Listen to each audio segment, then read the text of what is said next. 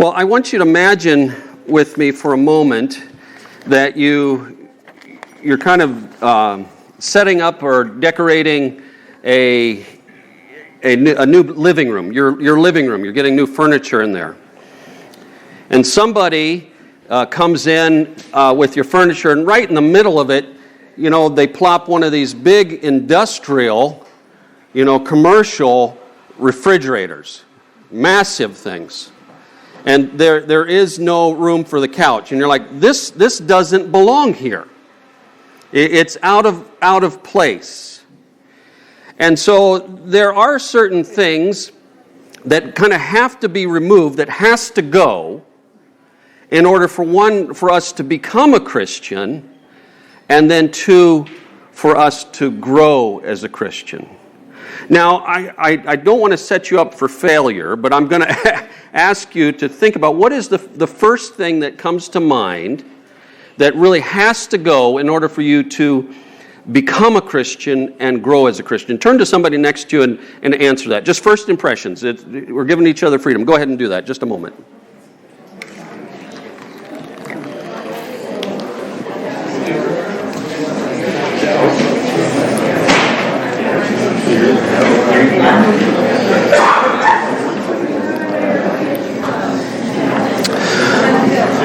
Well, as I gather your attention back up here, I'm sure all the answers that you had are fitting in some way or another. They may not fit exactly with where our text is going, but there is one refrigerator, something that doesn't belong, that really needs to go in order for us to be a Christian and to grow as a Christian. And in order to discover that, we're going to look at Romans chapter 3, beginning in verse 21. I'm going to encourage you to go ahead and open up your Bibles to Romans chapter 3, beginning in verse 21. Now, if you were here a couple weeks ago, you're going to say, well, we already studied this, and you're right. We're going to go a little bit further into the text and look at a couple things after we look at the text we looked at last 2 weeks ago. But there are certain texts that, as we're working through the book of Romans, that we're probably going to visit 2 or 3 times even, just because they're just so important for us to really comprehend. And this first one starts out in verse 21, God exposing or showing us this new kind of righteousness. In other words, a way of becoming right with God without keeping the requirements of the law. Romans chapter 3, verse 21, but now, apart from the law, the righteousness of God has been revealed, attested to by the law and the prophets. So when we're thinking of the law of God, it's the moral commands of God. You might, be familiar with perhaps the 10 Commandments, things like that. There's many more throughout the Old Testament that kind of elevate God's ideal and His expectations of us. But as we've been working through the book of Romans, it is clear that the law was never given as a means of making ourselves right with God.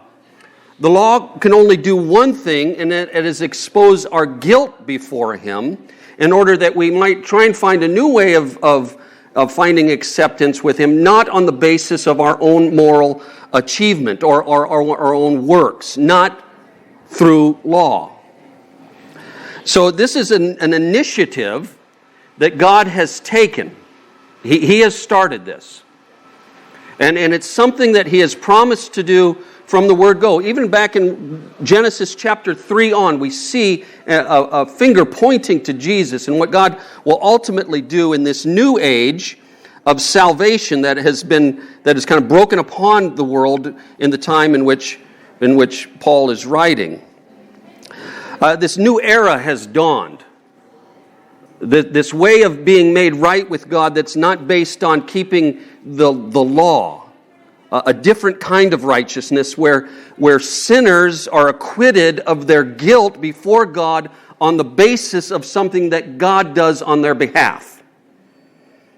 And Paul is saying, this is the law, the scriptures have been pointing to this from the word go, and finally it's upon us. And so you can really approach righteousness, or in other words, a status of being in the right with God, acceptable to God, on two levels. So you can set out, become determined to live a life that's pleasing enough to God, whereby you are rewarded with reconciliation. But we've already discovered, go back in chapter 3, verses 19 and 20, that shows that's not possible. Now we know that whatever the law says, it speaks to those who are subject to the law, so that here's the purpose. Here's what the law was intended to do, so that every mouth may be made shut and the whole world may become subject to God's judgment. It is exposing the fact that you have failed, that you don't have what it takes. And then he continues, for no one in the world ever will be justified or come to a place where they're acceptable in the sight of God based on the works of the law, on their moral or religious achievements. It's just simply not possible. And so the only other option for us is receiving this new kind of righteousness, this acceptance with God that is not based on what we have done, but based upon who Jesus is and what he has accomplished for us. It is a status of righteousness, of accepted, of justified. Those are all kind of interchangeable terms before God. It's a status that we didn't achieve, but it is credited to us based on what Christ has done for us. And folks, we never move on from this. This is so important because they're like, oh yeah, I accepted Jesus, and we move on to more deeper things. No, there isn't deeper things. You just keep going deeper and deeper and deeper into what God has done for you, a greater appreciation and understanding of what he has accomplished on our behalf. That's what the righteousness of God is all about. That he grants a status of justification, of righteousness, or accepted before a holy God to a people who have not earned it and do not deserve it. That is the foundation. That is, we shouldn't be here if there's no reason to be here if this gospel wasn't available to us. But this righteousness or this justification, which is interchangeable terms, they're in the original language have the same base or root word, is something that we receive by faith, verses 22 through 23. The righteousness of God is through faith in Jesus Christ to all who believe, since there are no distinctions. For all have sinned and fall short of the glory of God. So this is really hard to admit. The gospel has an offense built within it. It is good news, but here's the offense. You're a failure.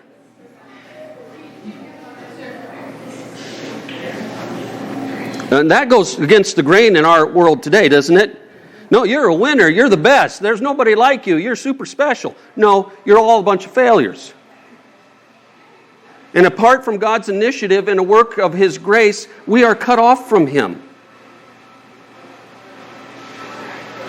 I think that's probably the most difficult thing to accept and grow deeper into, a greater degree of acceptance.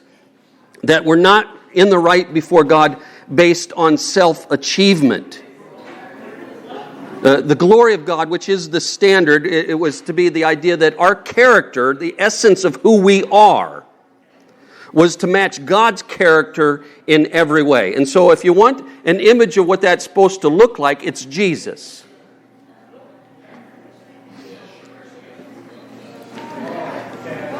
And I don't care how much you're growing as a Christian. We should be growing as a Christian. I mean, you could be Mother Teresa, and at the end of the day, you're still probably more like Hitler than you are Jesus. If you really understand and appreciate your own sinfulness and the holiness of God as seen in Jesus. Because to think, well, I'm getting pretty close to being like Jesus. That's a foolish and arrogant assumption, isn't it? So one of the terms that you may hear me say every now and then, it's not my term, it's the idea of preaching the gospel to ourselves. Believers are called to preach the gospel to ourselves, to remind us of these fundamental facts that we never move on from, but we go deeper and deeper into. Because even a mature believer, and whatever that may mean, we like to use that term, if all the evidence in our lives was piled up that could be point against us as it relates to failing the glory of God, we would still, if it were under the law, deserve the death penalty. So, to greater and greater degrees, we swallow our pride and we graciously accept and then learn to live out of this new acceptance that we have in Christ. We accept what He's done for us, and we live out of the acceptance that He has achieved for us.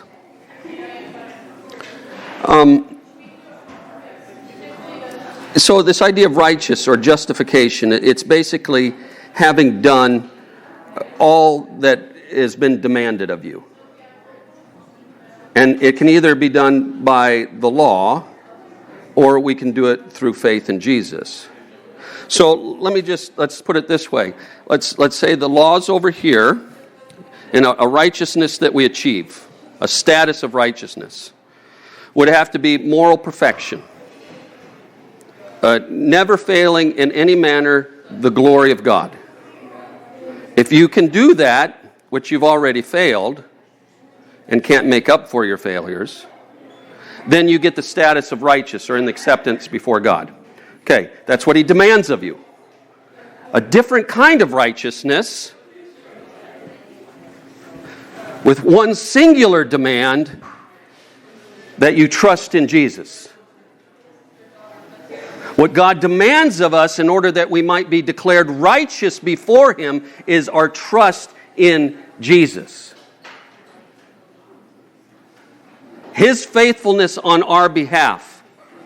The gospel is this. It's Jesus. That's it. Period. Stop. If you add to that, you are destroying the gospel. In fact, you're an enemy of the gospel. If somebody says that you have to do something besides or in addition to simply believing in Jesus, which is the demand of God to achieve a righteous status, then they don't believe in Jesus. Because it's not this combination thing where, Jesus kind of some and then good works some too. Now, we hope that good works show up, and they should. And that's something we're going to be talking about later on in this study through the book of Romans. But for now, understanding the difference between where we get this status of in the right before God, righteous, justified. It's either through achievement or through faith in Christ alone. You can't have them both. So, if we're going to be accepted, find acceptance with God, it's going to have to come to us as a gift with no strings attached, and He's going to have to deal with the death sentence that the law has placed upon us. God's going to have to do something in order to get that out of the picture. And that's what verses 24 through 26 are all about. They are justified freely by His grace through the redemption that is in Christ Jesus. God presented Him as the propitiation by His blood through faith to demonstrate His righteousness, because in His restraint, God passed over the sins previously committed. God presented Him to demonstrate His righteousness at the present time so that He would be just and justify the one who has faith in God. So this legal declaration of justified or righteous, it basically means without guilt, that no charges could be held against you. You're acquitted. It comes on the basis of what Christ, his substitutionary atonement. Kind of a fancy word. But it's essential to what, in understanding who we are and how we've become right with God. It's on the basis of Him taking what we deserve. So it's not that, we're acquitted or we're given this status of not guilty or justified because God, He just was in a good mood one day, or that He decided to kind of overlook, our transgressions. But the justification comes from the fact that justice has been satisfied at the cross. So this is how God has forgiven anybody throughout history. It's on the basis of what Jesus has accomplished. So with a forgiveness, it requires that the person that's been offended to take the weight of the offense upon themselves.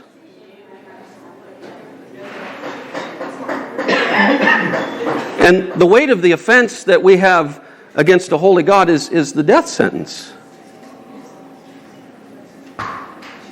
And He's taken that upon Himself. That's what propitiation is all about, that, the demands for justice have been fully met in Christ.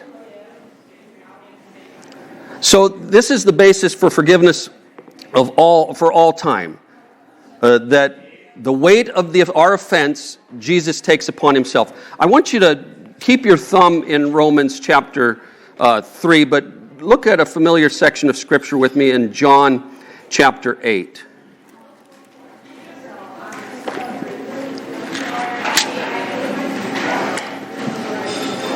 John chapter 8, verses 2 through 11. I'll just read the story.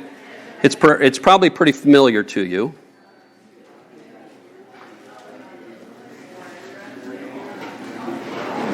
Speaking of Jesus, it says, "At dawn He went to the temple again, and all the people were coming to Him. And He sat down and began to teach them. Then the scribes and the Pharisees brought a woman caught in adultery, making her stand in the center. 'Teacher,' they said to Him, 'this woman was caught in the act of committing adultery. In the law of Moses, the command is to stone such a woman. What do you say?' And they asked this in order to trap Him, in order that they might have evidence to accuse Him. Jesus stooped down and started writing on the ground with His finger. When they persisted in questioning Him, He stood up and He said to them, 'The one without sin among you should be the first to throw a stone at her.' Then He stooped down again and continued writing in the ground. When they heard this, they left one by one, starting with the older men. Only He was left with the woman in the center. When Jesus stood up, He said to her, 'Woman, where are they? Has no one condemned you?' And she said, 'No, Lord.' 'Neither do I condemn you,' He said. 'Go, and from now on sin no more.'" So the law of God, Jesus writing in the sand, was written by Jesus. The demand that this woman be stoned for her adultery was written by the hand of Jesus, essentially. And so he's pointing out that there's no one qualified to be this woman's judge except Him. And the point of the death sentence is to, we see a lot of death, the sacrifices throughout the Old Testament. Sin equals death. Sin equals separation from life, from God. But He forgives this woman. But here's the deal, folks. On what basis does He forgive her? on the basis that he is going to the cross to pay the penalty of her offense. He isn't like, no, the law says one thing and, I say something else. No. He upholds the law. He fulfills the law. And so God is holy and just, and he is a God of grace and peace. And at the same time, in the cross, we see his love and justice collide. So the question then is asked here of this text, how can God be both just and justify or acquit guilty people? How can God do what is right and at the same time justify or acquit the guilty? Answer: the cross.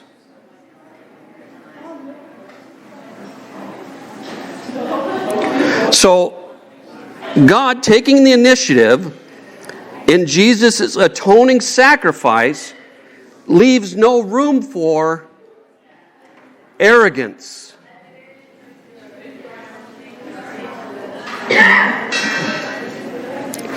And now we move into some new texts, verses 27 through 28. Where then is boasting? It is excluded by what kind of law? By one of works? No, on the contrary, by the law or the principle of faith.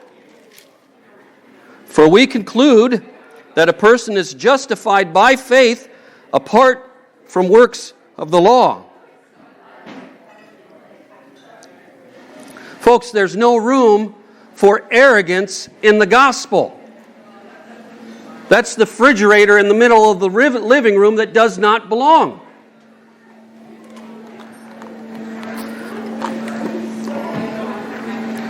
And we can't become a Christian or grow as a Christian with that arrogance there. The sense of pride. And it's either an inflated pride or a deflated pride. Inflated pride is like, I've got what it takes. A deflated pride is like, I'm really discouraged by the fact that I don't have what it takes, but I'm still not really trusting in Jesus. My pride keeps me from accepting what he has done for me. Because I still want to hang on to the idea that maybe, just maybe, I can figure this out.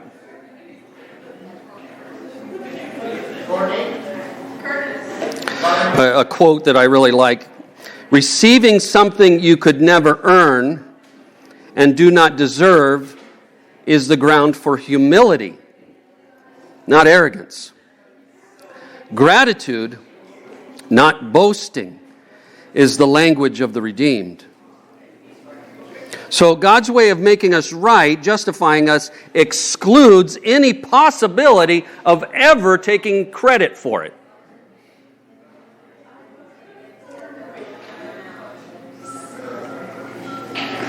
So nothing we do will ever make us acceptable for God, before God,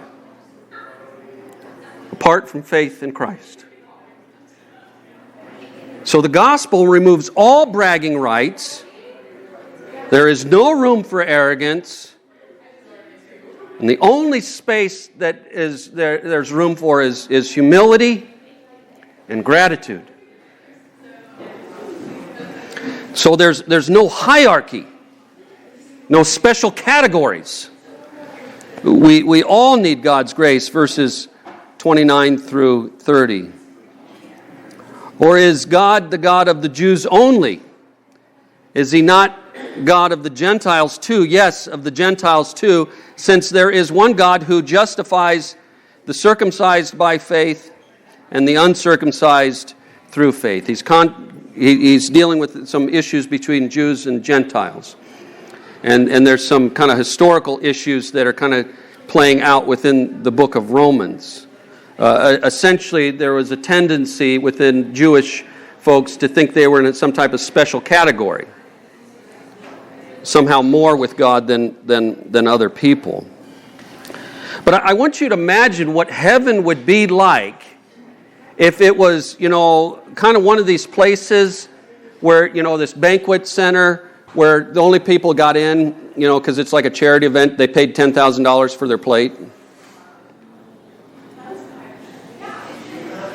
That's an arrogant room, isn't it? We're just really ultimately here to celebrate us and our generosity, right? How good we are. Paid this $10,000 plate to be here. Folks, in the gospel, there is no $10,000 plate that you pay. A meal is placed before you that you don't deserve and never will.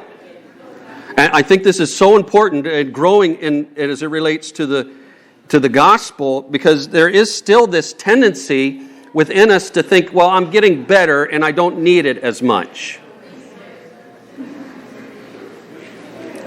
The Holy Spirit most certainly is at work in the believer's life, giving them new desires and ability to follow the Lord. But at the end of the day, I'm going to tell you, no matter how mature you are, you're still probably more like Hitler than you are Jesus.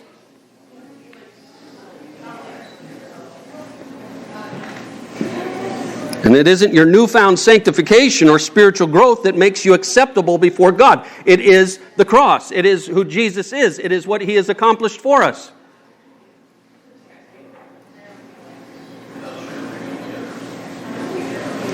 And so the gospel removes our ability to judge, to compete, to compare performance records.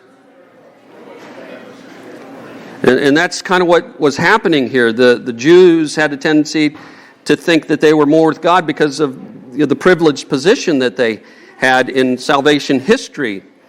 But they needed grace just as much as everybody else. And that's the essence of legalism. Legalism is a belief system. Legalism is a belief system that I believe that I am somehow more with God on the basis of what I have done or have not done in comparison to others. That my acceptance with God is based on what I have done or haven't done. It's a belief system that infiltrates even believers' lives, that somehow I'm more with God because I don't do this or don't do that. Or I do this and do that. Your foundation for your acceptance with God from beginning to end is based on the initiative that God has taken in sending Christ to be our atoning sacrifice, and it leaves no room for boasting.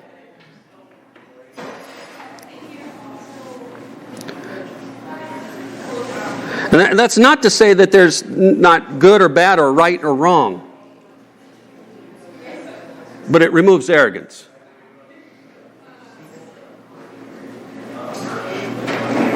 One of my favorite sayings, again, you hear me say, is cheer up. Cheer up, you're worse than you think. You are worse than you think. If you think, well, I'm pretty close, I get just a few more things together, get this out of my life, you're self-deceived. That is, it's just over the hill here to where I reach a degree of, moral acceptability before God based on what I'm accomplishing.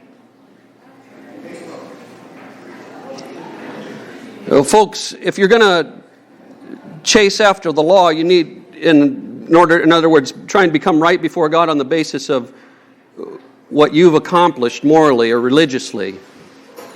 It's going to be an ongoing chase, because it's like a girl who's out of your league. She's out of your league.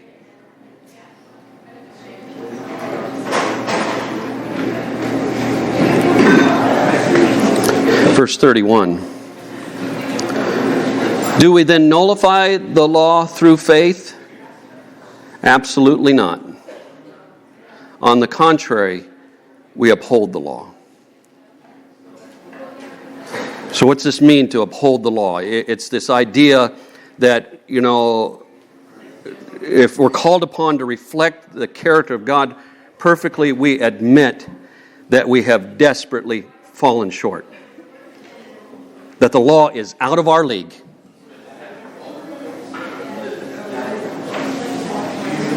And in the gospel, we see that Jesus fulfills the requirements of the law on our behalf. Remember, Jesus says, I did not come to abolish the law, but to fulfill it.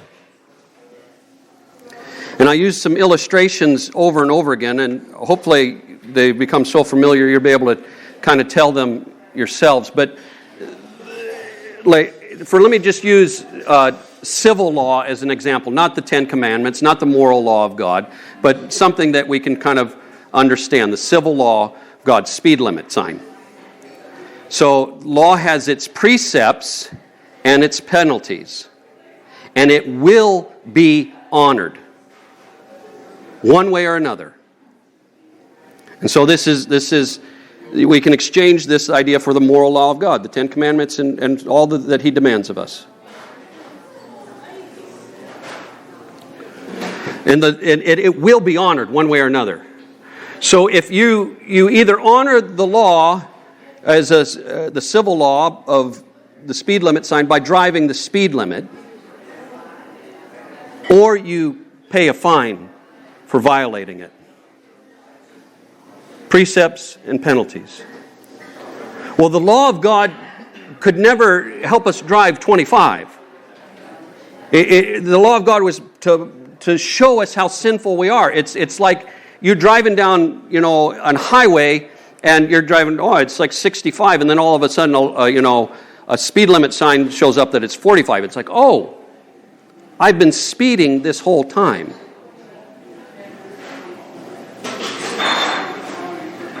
That's the only thing that the demands of God can do, is show us our guilt. But Jesus satisfies the law, fulfills the law, honors the law on our behalf, in that it is by the nature of His character that the precepts, the commands of the law are fulfilled. And through His death, He takes the penalty.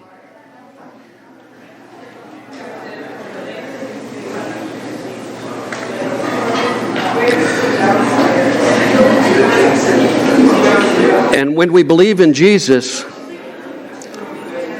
He says, this one here, they're with me.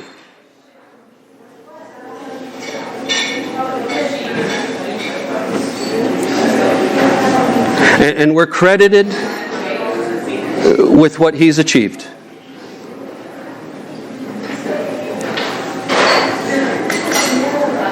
So in grace, it's not only that we don't get what we deserve, that we get also what we don't deserve, namely a seat at the table. And by the means of the cross, and through our identification with Him through faith, Jesus says of us, this is my +1 at the table.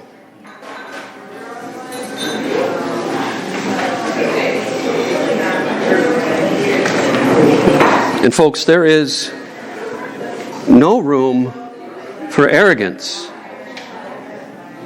at that table. Only humility and gratitude. Let's pray.